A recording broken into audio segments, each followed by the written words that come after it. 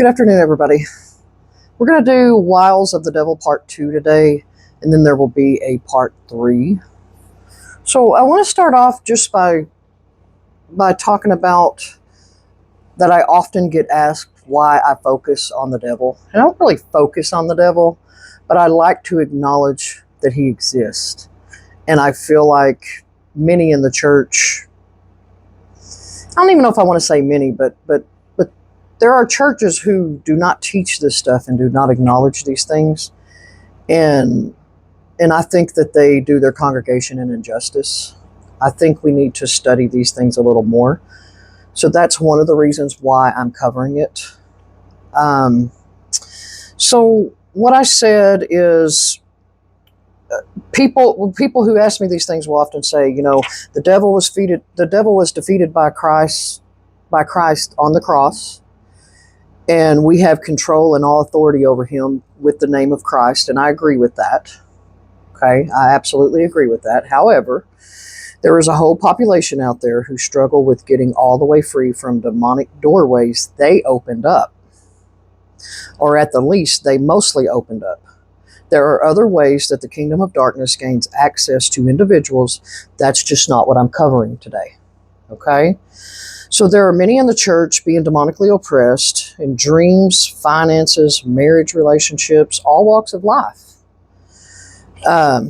As I mentioned, that usually involves a doorway that's been opened up by the believer, but not always. Okay, so we have a lot of people being demonically oppressed, and then there's just an overall lack of teaching about this in several churches.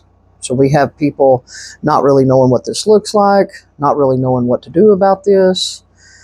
So that's one of the reasons why I'm covering it. So to the believer, the main thing you can do is just to actually be aware. And I'm going to cover some scriptures and some more things today that will help you be more aware of what is happening to the unbeliever. I hope this opens up your eyes a little bit more about, you know, like on part 1 where I say the whole world worships the devil while denying that he exists. I just hope that if you can listen to some of this, you could be a little more open to the reality of there being a living devil in an unforeseen realm, a realm that we cannot see, that the Bible makes clear that exists. Okay?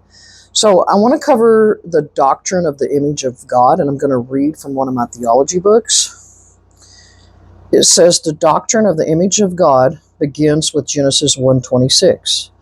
Then God said, let us make humankind in our own image, and according to our likeness, and then let them have dominion over the fish of the sea, and over the birds of the air, and over the cattle, and over all the wild animals of the earth, and over every creeping thing that creeps upon the earth.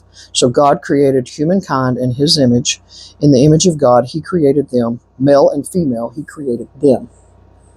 So right here where it says every creeping thing that creeps upon the earth, many believe that implies demonic entities, and I would agree to that. Okay, so that's one thing. Part of being an image bearer of God is being a warrior. Okay, so if you're a believer, you're an image bearer of God, and part of that is being a warrior and taking dominion over the earth. We're going to talk a little bit more about dominion in video 3. Okay, so even if when it says every creeping thing that creeps upon the earth, even if let's just pretend that doesn't mean demonic activity. Okay. However, there are so many other verses in the Bible and so many places in the Bible that encourage us to acknowledge that Satan runs a kingdom on this earth. Okay. And that could be implied by one of the verses that I read. I don't think that's specifically stated, and like to the degree that I think it's happening until you research the dark side. We're going to get into that a little bit on video 3. So, but at the least, I think it's really good for all believers to have a basic understanding of your adversary, the devil. Okay, so that's another reason why I'm doing this. We're going to take a look at a few verses concerning this matter, as well as revisit scripture from part 1 video. Okay?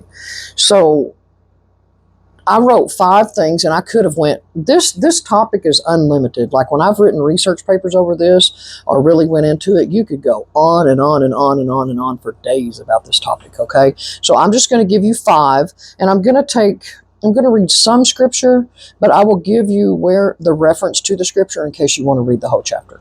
Okay? So I'm basically just barely scratching the surface on this, okay? So what does the devil do? I felt like that's the main question that needs to be answered today. So on number 1, I put he craves worship. And I'm going to read Isaiah 14:13, where it gives an example of this. It says, you said in your heart, actually I'm going to start at verse 12. I'm going to read verse 12 and 13. It says, how you have fallen from heaven, morning star, son of the dawn. You have been cast down to the earth, you who once laid low the nations. You said in your heart, I will ascend to the heavens. I will raise my throne above the stars of God. I will sit enthroned on the mount of assembly, on the utmost heights of Mount Zaphon, I think is how that's pronounced. I will ascend above the tops of the clouds. I will make myself like the Most High. Okay, so number 1, what does Satan do? He craves worship. He wants to be worshiped like God, and that kind of goes back to when I said everything he does mimics what God has already done. Okay? Number 2, he seeks to devour. So he wants to devour the human. And in case that's not clear enough, that could mean anything that has to do with kill, steal, and destroy. So 1 Peter 5:8 says, be alert and of sober mind. Your enemy, the devil, prowls around like a roaring lion, seeking someone to devour. So number 1, he craves worship. Number 2, he seeks to devour. Number 3, he lies and is the father of lies. So in John chapter 8, verse 44,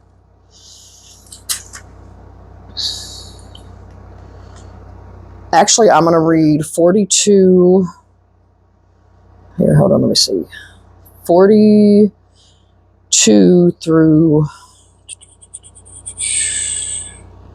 44. Okay, it says, so Jesus said to them, if God were your father, you would love me, for I have come here from God. I have not come on my own. God sent me.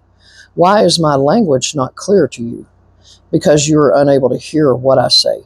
You belong to your father, the devil, and you want to carry out your father's desires. He was a murderer from the beginning, not holding to the truth, nor was there any truth in him. When he lies, he speaks his native language, for he is a liar and the father of lies. Okay, so that's number 3. One of Satan's jobs on this earth is he deceives. And he's really good at it, in case you haven't paid attention lately. As I mentioned, we have the whole world denying that he exists, and he's ingrained in every fabric of our culture. Okay? So Matthew chapter 16, verse 23, something else Satan does is that he influences thoughts. He influences our thoughts. So Matthew chapter 16, verse 21 through 23. So from that time on, Jesus began to explain to his disciples that he must go to Jerusalem and suffer many things at the hands of the elders, the chief priests, and the teachers of the law, and that he must be killed and on the 3rd day be raised to life. Peter took him aside and began to rebuke him.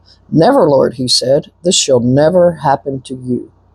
Jesus turned and said to Peter, get behind me, Satan. You are a stumbling block to me. You do not have in mind the concerns of God, but merely human concerns. So the devil working a little bit through Peter's love for Jesus there to influence his thoughts to the degree that he had to get rebuked. Number 5, and this will be the last one for today. Like I said, this topic can go on and on and on, but I'm just giving you a brief overview, and I may go into this further at some point, but right now I just wanted to acknowledge there's a devil, He works against the believer. He works against the church. And I would venture out to say he does this way more strategically than the church ever thought or imagined. Okay? So number 5, he keeps humans from receiving the truth. And I'm going to go to John chapter 8.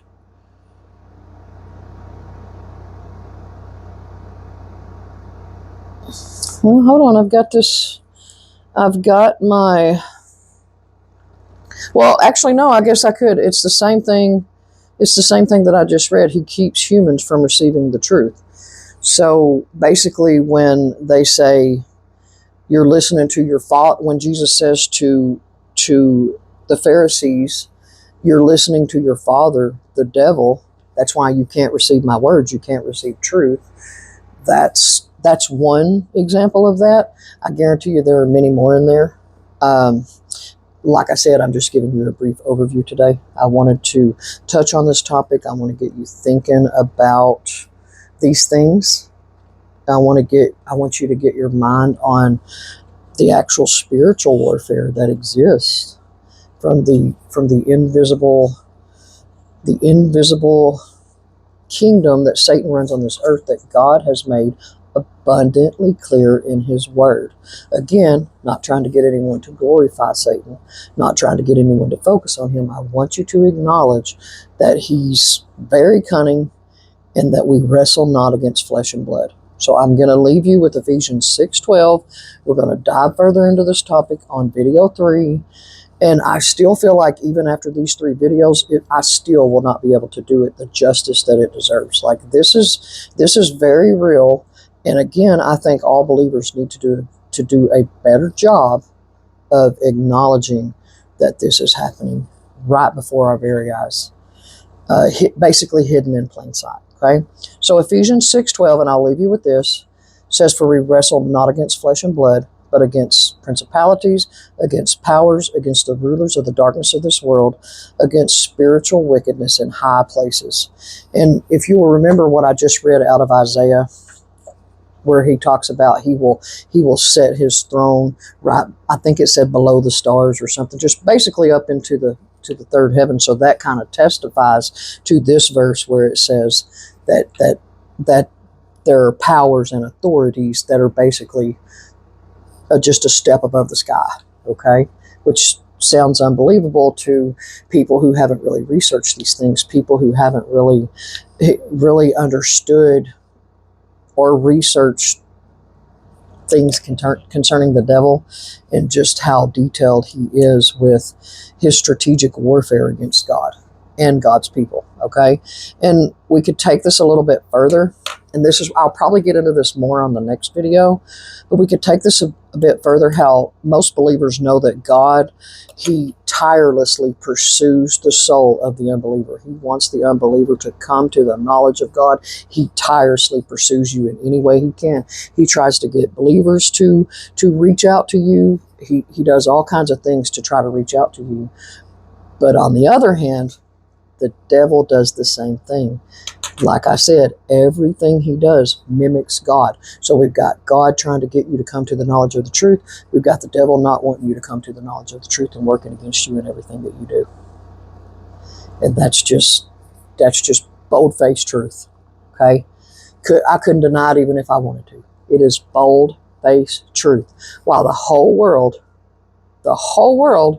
says this is insane, and that these things are not happening, and that this does not exist, when you can't even turn on your TV these days without something to do with the devil popping up. So if anything, I wish to expose works of darkness. Okay? Thank you guys for listening. I'll come up with video 3. I'm going to have to do a little more research. I want to get into some topics that I need to know more about, but I know enough to know that they need to be exposed. Okay? I hope everybody has a blessed day, and thank you all for listening.